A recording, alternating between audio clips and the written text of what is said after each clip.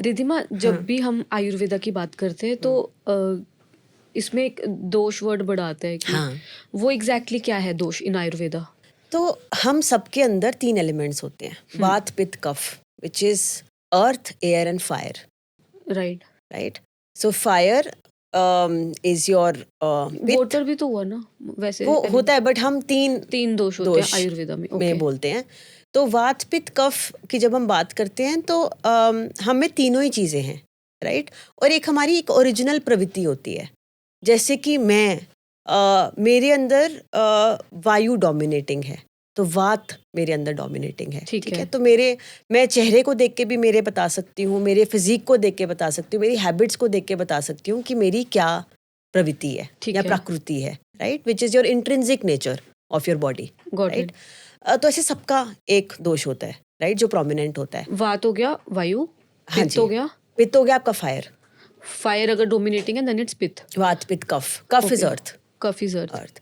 तो होता क्या है कि क्योंकि हमारे लाइफस्टाइल कुछ इस तरह के हैं, तो कई बारी कुछ इनमें से एक प्रकृति इम्बैलेंस हो जाती है. वात पित्त कफ में से कुछ एक या दो इम्बैलेंस हो जाते हैं, क्योंकि हमारा लाइफस्टाइल खराब है, जो भी है. ठीक है. तो हम जो आयुर्वेद में कुछ भी सजेस्ट करते हैं आपको, चाहे वो खाना हो, चाहे वो किस तरह की एक्सरसाइज आपने करनी है, वो आपकी प्रकृति देख के करते हैं. तो नर्वस देखते हैं और इससे समझ आता है कि आपकी कौन सी डोमिनेटिंग, मतलब मल्टीपल फैक्टर्स है. एक नर्वस देखते हैं, एक आपका फेशियल स्ट्रक्चर देखते हैं, आपका बॉडी स्ट्रक्चर देखते हैं, आपसे थोड़े क्वेश्चंस पूछते हैं जिससे आपकी ईटिंग हैबिट्स और कुछ लाइफस्टाइल चीज़ें समझ आ जाती हैं हमें.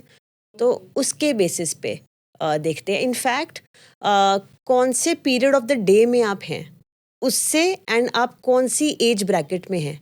जैसे हम यहाँ पे सब यंग हैं, राइट, तो हम में फायर एलिमेंट हाई होगा. ओके. तो हमारे अंदर पित्त हमेशा हाई होगा by nature of the stage of life that we are going through. Okay. तो उसका कुछ फिर इफेक्ट होता है हमारे अंदर, कुछ बिल्कुल होती है या बिल्कुल होता है. ऑफ कोर्स बहुत सारी डिजीजेस हमारी इन्हीं इम्बैलेंसेस की वजह से होती है. But with our products we make the product in such a way that आप किसी भी प्रकृति के हों तो आप वो प्रोडक्ट ले सकें.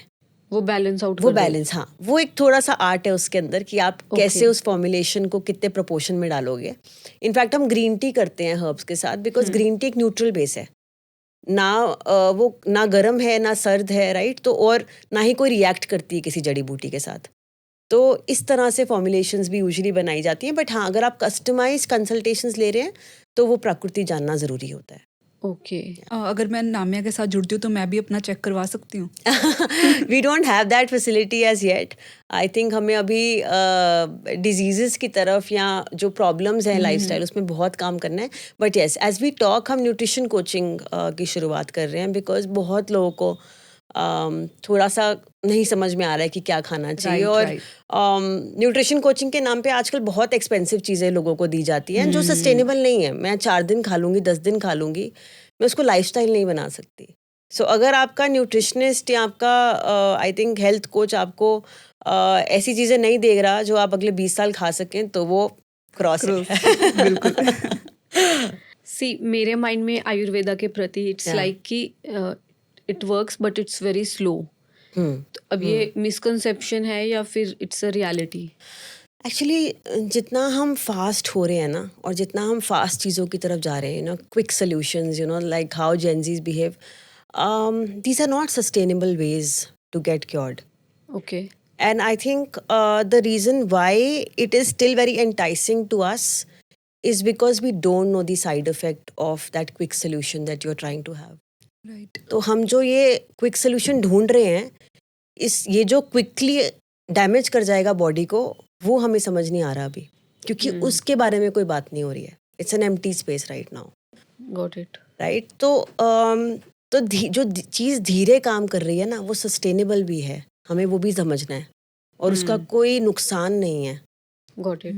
Right. So I think it's how it's the famous saying कि जो आपका tortoise है, eventually the tortoise will win the race. Yeah. And let Ayurveda win the race, because it will not have any damage on your body.